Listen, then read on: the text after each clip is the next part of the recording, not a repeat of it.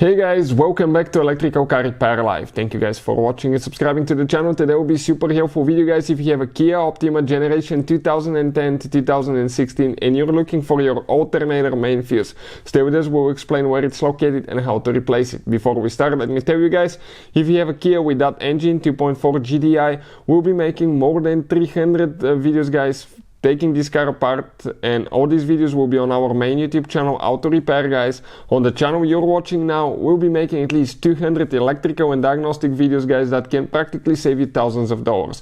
Why we are doing all that? Because our mission at the shop is to save you as much money as we can. All we need guys in return, please subscribe to the channel and like the video. Now, with all that being said, if you need to buy a new fuse, parts, tools, check out the link in the description of the video below and you can see where we get all that from for a really good price and quick shipping as well. So let's explain what we have specifically here. This is guys the alternator. Okay, so let's say you had a bad alternator, right? You replaced it and it's still not charging. Okay, always guys check that fuse, because that fuse could be the culprit for that thing.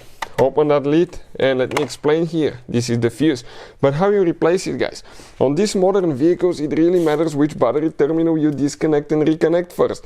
If you do it the wrong way, you can cause damage to the engine computer, electrical system modules. That could be so expensive to fix. So always disconnect the negative cable guys. The negative cable first, disconnect it.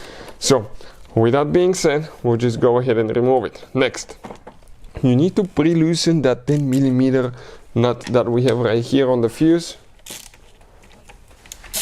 Okay, perfect. And I'm going to go ahead and remove that nut out of here. Great. Now 12mm, we need to get the other one loose. Okay, the big nut.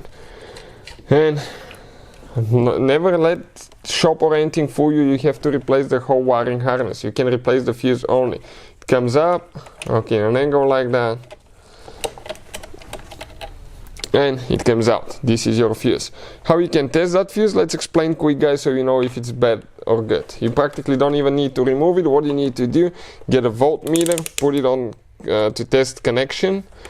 Okay, and if you have good connection, you choose the port 0 and hear a beep. Listen now.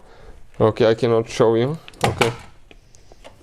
Okay, 1 second. Listen now. Perfect. Or if you go to ohm meter, it should approach 0 ohms resistance. Great. Otherwise, okay, if it's just an open connection, you have 1, it's bad. So that's how we do it. Putting it together is in reverse order. We took it apart. Thank you for watching and see you guys next time.